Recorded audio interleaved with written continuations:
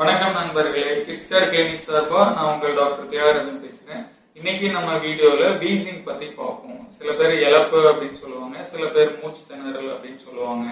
என்னோட கிளினிக் வர்ற சில பேரண்ட்ஸ் என்ன கம்ப்ளைண்ட் பண்ணுவாங்க அப்படின்னா, என் குழந்தைக்கு அடிக்கடி இந்த மாதிரி இழப்பு மாதிரி வருது, என்ன பண்ணலாம் அந்த மாதிரி கேட்பாங்க. ஏன் என் குழந்தைக்கு மட்டும் வருது, அந்த மாதிரி நிறைய கேள்விகள் இருக்கும். அதை பத்தி இன்னைக்கு நம்ம பார்க்கலாம்.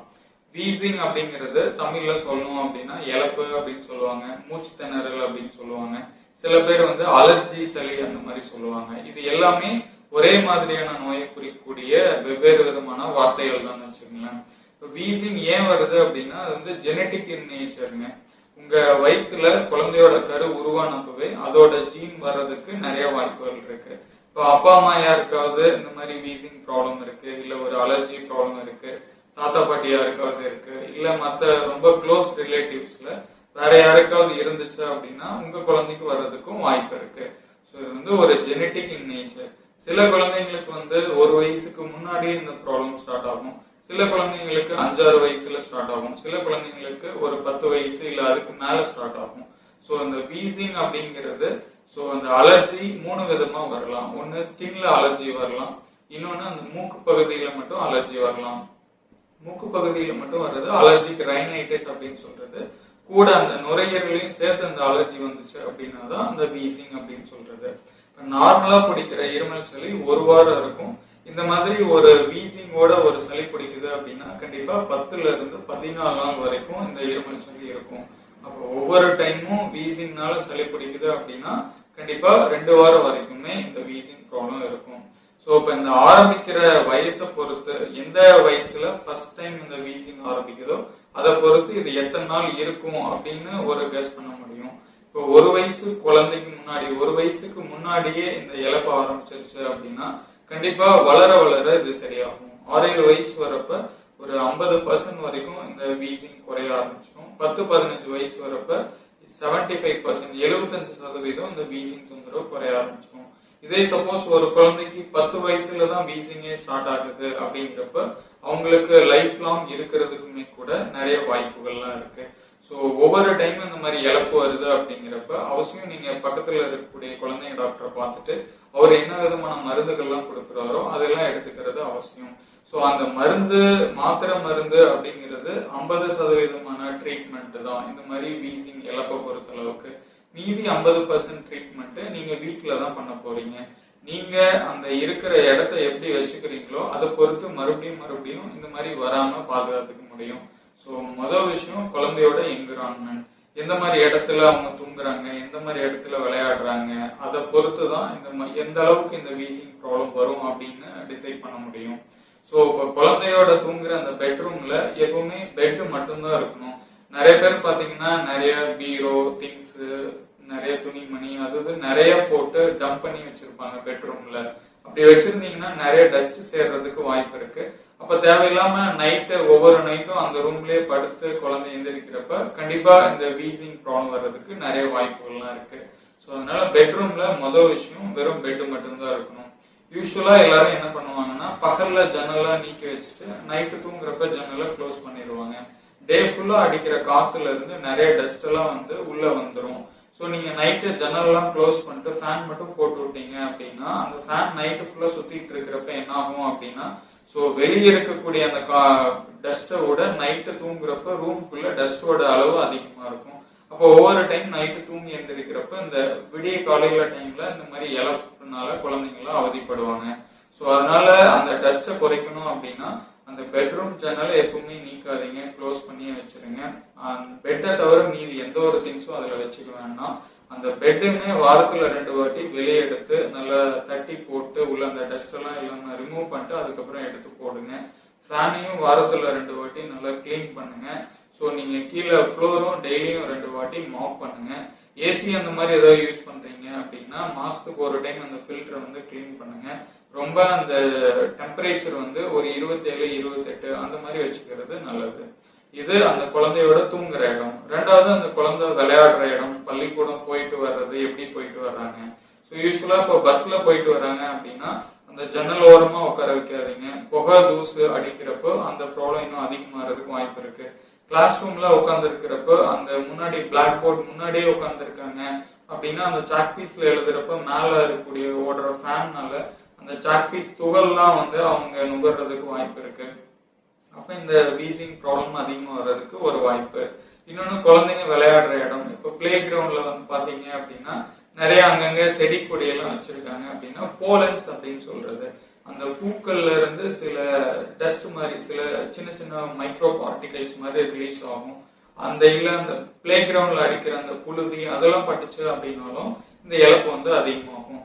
அதுக்காக இழப்பு இருக்கிற குழந்தைங்க வெளியே போய் விளையாடவே கூடாது அந்த மாதிரி எதுவும் நான் சொல்ல வரல. கண்டிப்பா அவங்க விளையாடணும். மற்ற குழந்தைங்க என்ன பண்றாங்களோ எல்லாமே அவங்க பண்ணலாம். ஆனா என்ன அப்படின்னா இந்த மாதிரி அந்த புகை தூசு இந்த மற்ற செடி கொடியில இருந்து வரக்கூடிய சின்ன சின்ன துகள்கள் அதையெல்லாம் அவங்க எக்ஸ்போஸ் ஆகாம இருக்க மாதிரியான ஒரு சேஃப்டியான பிளே கிரவுண்ட்ல அவங்க விளையாடலாம். இன்னொன்னு வீட்டுல நீங்க ஏதாவது பெட் அனிமல்ஸ் வச்சிருக்கிறீங்க, ஒரு நாய், பூனை, கோழி, அது கூட விளையாட அதிகம் விடாதீங்க. அப்படி இருந்துச்சுன்னா அதோட முடியில இருந்து சில அலர்ஜன்ஸ் மாதிரி வரும். அதுவும் குழந்தைங்களுக்கு ஒத்துக்காது. இந்த மாதிரி ப்ராப்ளம் அதிகமாகிறதுக்கு வாய்ப்பு இருக்கு. நீங்க கிச்சன்ல குக் பண்றப்ப சமைக்கிறப்ப குழந்தைங்க உங்க கூட வந்து விளையாடுறது அந்த புகை அடிக்கிறது பட்டுச்சு அப்படின்னாலும் இந்த ப்ராப்ளம் அதிகமாகும். இப்ப நீங்க வெளியே போறீங்க, இப்போ ஒரு மலையில நனையிறீங்க, பனியில வெளியே கூட்டிட்டு போறீங்க அப்படின்னாலும் இந்த ப்ராப்ளம் அதிகமா வரலாம். ஒரு ஐஸ்கிரீம் சாப்பிடுறாங்க, கூல் ட்ரிங்க்ஸ் சாப்பிடுறாங்க, சில்லுன்னு ஒரு ஐஸ் வாட்டர் மாதிரி குடிக்கிறாங்க, ஃப்ரிட்ஜ்ல இருந்து ஏதாவது எடுத்து சாப்பிடுறாங்க அப்படின்னாலும் இந்த ப்ராப்ளம் அதிகமா வர்றதுக்கு வாய்ப்பு இருக்கு. சோ அப்போ 50% வைத்தியம் மட்டுமே மெடிசன் வந்து பண்ணும். மீதி 50% வைத்தியம் குழந்தையோட வீட்ல எப்படி வச்சுக்கிறீங்க, வெளியே போறப்ப எப்படி கூட்டிட்டு போறீங்க, சோ அந்த ஸ்கூல்ல எப்படி வச்சுக்கிறீங்க, இது எல்லாமே ரொம்ப முக்கியம். சோ இப்ப நம்ம வீசிங் பொறுத்த அளவுக்கும் பெர்மனண்டா ஒரு கியூர் அந்த மாதிரி எதுவுமே கிடையாது. சோ இப்போ நீங்க ஒரு டைம் இந்த மாதிரி ப்ராப்ளம் வருது, நீங்க டாக்டரை போய் பார்த்துட்டு ஒரு மெடிசன் கொடுக்குறீங்க, ஒரு 5 days கொடுக்குறீங்க, 1 week கொடுக்குறீங்க, உடனே கம்ப்ளீட்டா சரி பண்ணிட முடியாது. கண்டிப்பா ஒரு கண்ட்ரோல் மட்டும்தான் பண்ண முடியும். அந்த மெடிசன் இருக்கிற எஃபெக்ட் இருக்கிற வரைக்கும் அந்த ப்ராப்ளம் இல்லாம இருக்கும். அது சரியானதுக்கு அப்புறம் மறுபடியும் ஒரு டைம் சளி பிடிக்குது அப்படின்னா கண்டிப்பா பழையபடி அந்த வீசிங் வர்றதுக்கு வாய்ப்பு இருக்கு. சோ அதனால இதுக்கு பர்மனன்ட் கியூர் அந்த மாதிரி எதுவுமே இல்லை. இந்த டிசீஸை வந்து கண்ட்ரோல் மட்டும்தான் பண்ண முடியும். இதுல என்ன ஒரு அட்வான்டேஜ் அப்படின்னா ரொம்ப சின்ன வயசுலயே ஆரம்பிச்சிருச்சு அப்படின்னா கண்டிப்பா வளர வளர தானாவே அந்த மூச்சுக்குழாய் வளர்ச்சி அதிகமாக தானாவே இந்த இழப்பு வந்து குறைய ஆரம்பிச்சிடும்.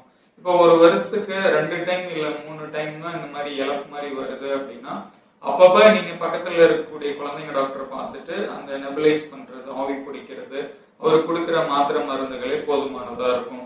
இப்போ ஒரு வருஷத்துக்கு 3 டைமுக்கு மேல வருது, சப்போஸ் 2 மாசத்துக்கு ஒருக்கா இந்த மாதிரி வீசிங் வந்துட்டே இருக்கு, 3 மாசத்துக்கு ஒரு வாட்டி வந்துட்டே இருக்கு, இல்ல மாசம் ஒருக்கா வருது, அந்த மாதிரி இருந்துச்சு அப்படின்னா இன்ஹேலர் தெரப்பின்னு சொல்றது, பஃப் இன்ஹேலேஷன் சொல்றது, ஒரு பஃப் மாதிரி வச்சு உறிஞ்சுற மாதிரியான ட்ரீட்மெண்ட் இருக்கு. பெரியவங்களுக்கும் அந்த மாதிரி இருக்கு, குழந்தைங்களுக்கும் அந்த மாதிரி இருக்கு. இப்போ ஒரு வருஷத்துக்கு 3 டைமுக்கு மேல இந்த மாதிரி திருப்பி வீசிங் வருது அப்படிங்கிறப்ப கண்டிப்பா இன்ஹேலர் தெரப்பி மாதிரி போறதுதான் பெட்டர். இந்த ஒரு வீசிங் எருமச்சல் இருக்கிற டைம்ல இப்போ அந்த ஹாஸ்பிட்டல்ல போயிட்டு நெபுலைஸ் பண்றீங்க, அவர் கொடுத்த மெடிசன் எல்லாம் யூஸ் பண்றீங்க, அது கூட எக்ஸ்ட்ராவா ஹோம் ரெமெடிஸும் சிலது பண்ணலாம். இது வந்து ஒரு சாதாரணமான இருமல் சளிக்கும் இந்த ஹோம் ரெமெடிஸ் பண்ணலாம். வீசிங்னால இருமல் சளி இருந்தாலும் இதை கண்டிப்பா பண்ணலாம். இதுல என்னென்ன இருக்கு அப்படின்னா இதுல மொத்தம் 4 விதமான ஹோம் ரெமெடிஸ் இருக்கு. ஃபர்ஸ்ட் இது வந்து நீங்க பால் கொடுக்கறப்ப அதுல லைட்டா மஞ்சத்தூள், இஞ்சி ரெண்டுமே சும்மா கொஞ்சோண்டு ஒரு பிஞ்ச் அளவுக்கு லைட்டா போட்டு கொஞ்சம் நாட்டு சர்க்கரையும் போட்டு சுண்ட வச்சு வடிகட்டிட்டு காலையில நைட்டு ஒரு அரை டம்ளர் வரைக்கும் கொடுத்துக்கலாம். இன்னொன்னு இந்த தூதுவளை கிடைச்சது அப்படின்னா அதை போட்டு டெய்லியும் ஒரு வேளைக்கு செலவு ரசம் மாதிரி வச்சு கொடுக்கலாம். சப்போஸ் அந்த தூதுவளை எல்லாம் கிடைக்கல அப்படின்னா நீங்க நார்மலா போடுற செலவை இன்னும் கொஞ்சம் சேர்த்து போடுங்க. பூண்டு, பெருங்காயம், வெந்தயம், சுக்கு, மிளகு, திப்பிலி அந்த மாதிரி நார்மலா போடுறத விட இன்னும் கொஞ்சம் அதிகமா போட்டு டெய்லியும் ஒரு வேளைக்கு செலவு ரசம் மாதிரி வச்சு கொடுக்கலாம். இந்த தலையெல்லாம் கிடைக்குது அப்படின்னா துளசி, தொண்ணூத்தி பச்சை, ஓமவல்லி தலை இதெல்லாம் கிடைக்குது அப்படின்னா ஒரு அரை டம்ளர் தண்ணிக்கு இந்த 3 தலையும் கொஞ்சம் நாட்டு சர்க்கரையும் போட்டு சுண்ட வச்சு வடிகட்டிட்டு காலையில நைட்டு ஒவ்வொரு சங்கடை அளவுக்கு கஷாயம் மாதிரி கொடுக்கலாம். ஒரு சங்கடைன்னா 10 மில்லி அளவு வரும், காலையில நைட்டு 10 மில்லி கொடுக்கலாம். இன்னொன்னு ஸ்டீம் இன்ஹலேஷன் சொல்றது, உப்பு நீராவி குடிக்கிறது. சோ இது வந்து ஹாஸ்பிட்டல்ல நெபுலைஸ் பண்றது, அது ஒரு மெடிசன் யூஸ் பண்ணி நெபுலைஸ் பண்றது. இது நீங்க வீட்லயே நெபுலைஸ் பண்ணலாம். இது எப்படி பண்றது அப்படின்னா கொதிக்கிற தண்ணியை நல்லா ஸ்டவ்ல இருந்து அப்படியே கீழே இறக்கி வச்சுங்க. நல்லா ஆவி பறக்கிற தண்ணியில ஒரு அரைக்கை கல்லுப்பு அள்ளி போடுங்க. தூளுப்பு போடாதீங்க, கல்லுப்பு போடுங்க. கிடைச்சது அப்படின்னா மட்டும் தலை யூஸ் பண்ணலாம். வெத்தலை இல்லைன்னா நொச்சி தலை. நொச்சி தலையிலயும் 2 விதமான தலை இருக்கு. கரு நொச்சின்னு சொல்லுவாங்க, இன்னொன்னு வெள்ளை நொச்சின்னு சொல்லுவாங்க. எது வேணாலும் போடுங்க. கிடைச்சதுன்னா மட்டும் தலை போடுங்க, இல்லாட்டி வெறும் கல்லுப்பு மட்டுமே போதும். போட்டுட்டு பக்கத்திலேயே சமணங்கால் போட்டு உட்காந்துக்குங்க. குழந்தையும் மடியில உட்கார வச்சு பிடிச்சிக்குங்க. கொஞ்சம் நல்லா இறுக்கி பிடிச்சுங்க. சில குழந்தைங்க பயப்படுவாங்க. போர்வையை போத்திட்டு ஒரு 5 நிமிஷம் வரைக்கும் அந்த உப்பு நீராவையும் குடிக்கலாம். 1 வயசுக்கு கீழே இருக்கிற குழந்தைங்க அப்படின்னா ஒரு 2 நிமிஷம் வரைக்கும் பிடிங்க. 1 வயசுக்கு மேல இருக்கிற குழந்தைங்க அப்படின்னா 5 நிமிஷம் வரைக்கும் பிடிக்கலாம். பகல்ல 1-2 டைம் பிடிக்கலாம், நைட்டு 2-3 டைம் வரைக்கும் கூட பிடிக்கலாம். இந்த வீசிங் ப்ராப்ளம் இதனால வரக்கூடிய இருமல் பாத்தீங்கன்னா டே டைம்ல விட நைட் டைம்ல தான் ரொம்ப அதிகமா வரும். அதுவும் விடிய காலையில 12-1 மணிக்கு மேல ஒரு 5-6 மணி வரைக்கும் ரொம்ப அதிகமா இருமிட்டே இருப்பாங்க. அந்த மாதிரி டைம்ல கட்டாயம் இந்த உப்பு நீராவி குடிங்க, அது நல்லாவே கேட்கும். இன்னொன்னு சில பேர் என்ன பண்ணுவாங்கன்னா, நான் வீட்லயே ஒரு நெபுலைசர் மிஷின் மாதிரி வாங்கி வச்சுட்டு அதுல நான் நெபுலைஸ் பண்றேன் மாதிரி சொல்லுவாங்க. அந்த மாதிரி நெபுலைஸ் பண்றது அவ்வளவு ஒரு சேஃப்டியான மெஷர் கிடையாது. சில டைம் அதனால குழந்தைங்களுக்கு வேற நிறைய சைடு எஃபெக்ட் எல்லாம் இருக்கு. நம்ம ஒரு மருந்து வச்சு நெபுலைஸ் பண்றப்ப ஒரு ஆக்சிஜன் சிலிண்டர்ல இருந்து நெபுலைஸ் பண்ணோம் அப்படின்னா அது பெட்டர், நல்லாவே கேட்கும். சோ உங்களுக்கு அப்படி நெபுலைஸ் பண்ணணும் ரொம்ப முடியல அப்படின்னா அருகில் இருக்கக்கூடிய குழந்தைங்க டாக்டர் பார்த்துட்டு அவர் ஆக்சிஜன் சிலிண்டர் மாதிரி வச்சு நெபுலைஸ் பண்ணுவாரு. அந்த ஆக்சிஜன் வச்சு நெபுலைஸ் பண்றதுதான் பெட்டரா இருக்கும். நீங்க வீட்லயே மிஷின்ல வச்சு நெபுலைஸ் பண்ண வேண்டாம். அந்த மிஷினும் தேவையில்லாம வாங்க வேண்டாம். அதுக்கு பதிலா இந்த சாதாரணமா பண்ற இந்த ஸ்டீம் இன்ஹலேஷன் உப்பு நீராவி குடிக்கிறதே பெட்டரா இருக்கும். டாக்டர் கொடுத்த மெடிசன் யூஸ் பண்றப்ப சைட் பை சைட் இந்த ஹோம் ரெமிடிஸும் பண்ணுங்க. சோ இந்த வீசிங் இருக்கிறப்ப என்ன மாதிரி ஃபுட்டு கொடுக்கலாம் அப்படின்னா, இப்ப சில குழந்தைங்களுக்கு ஒரு புதுசா ஒரு சாப்பாடு சாப்பிட்டு ஒத்துக்கல அப்படின்னா கூட இந்த மாதிரி அலர்ஜி வர்றதுக்கு வாய்ப்பு இருக்கு. சோ அதனால நீங்க கேர்ஃபுல்லா ஒவ்வொரு டைம் ஃபுட்டு கொடுக்கறப்ப, இப்ப பர்டிகுலரா ஒரு ஃபுட்டு கொடுத்தீங்க, அன்னைக்கு நைட்டு அடுத்த நாள் பாத்தீங்கன்னா ரொம்ப இருமல் வருது, மூச்சோட சிரமப்படுறாங்க அப்படின்னா அந்த ஃபுட் அவங்களுக்கு ஒத்துக்கல அப்படின்னு கணக்கு. அந்த மாதிரி ஃபுட் எல்லாம் கட்டாயம் அவாய்ட் பண்ணிடணும். சோ ஒரு சாதாரணமான இன்ஃபெக்ஷன் இருக்கிறப்பவே அதேதான் வீசிங் இருக்கிறப்பவும். வீசிங் இருக்கிறப்ப ஃபுட் அப்படின்னு பாத்தீங்கன்னா ஈஸியா செரிமானம் ஆகிற மாதிரிதான் இருக்கணும். இட்லி, கஞ்சி, பருப்பு சாதம், ரச சாதம் இந்த மாதிரிதான் இருக்கணும்.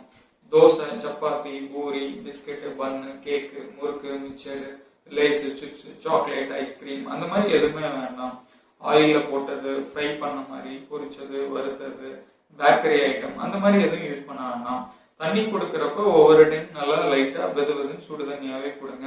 தண்ணி ஆகாரம் நிறைய கொடுக்கலாம், வெது வெதுன்னு சுடு தண்ணி கொடுக்கலாம், பால் கொடுக்கலாம், மோர் மாதிரி சிலுப்பி கொடுக்கலாம். மோர் கொடுக்கறதுனால எதுவும் அந்த இருமல் சொல்லி அதிகமாயிராது. ஃப்ரெஷ்ஷான தயிரை சிலுப்பி மோரா கொடுங்க.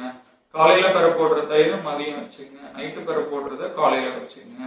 சோ நீங்க ஆரஞ்சு, சாத்துக்குடி பழத்தை புழிஞ்சு ஜூஸ் மாதிரி கூட கொடுக்கலாம். ஃப்ரிட்ஜுக்குள்ள வைக்காம வெளியே வச்சிருந்து புழிஞ்சு ஜூஸ் மாதிரி கொடுங்க. இப்ப சில குழந்தைங்களுக்கு பர்டிகுலர்லா இப்ப ஆரஞ்சு கொடுத்தா ஒத்துக்கல அப்படின்னா அந்த குழந்தை கண்டிப்பா அவாய்ட் பண்ணிடணும். என்னென்ன ஃப்ரூட் காமனா அவாய்ட் பண்ணும் அப்படின்னா வாழைப்பழம், கொய்யாப்பழம், திராட்சை, சப்போட்டா இதெல்லாம் கண்டிப்பா அந்த சளி இருக்கிற டைம்ல அவாய்ட் பண்ணுங்க. மத்த டைம்ல நீங்க ஆஸ் யூசுவலா கொடுத்துக்கலாம். சோ தண்ணி ஆகாரம் நிறைய கொடுக்கலாம், வெது வெதுன்னு சுடு தண்ணி கொடுக்கலாம், பால், மோர், கஞ்சி, ஆரஞ்சு, சாத்துக்குடி புழிஞ்சு ஜூஸ், ஃபுட்டு இந்த சொன்ன மாதிரிதான் இருக்கணும்.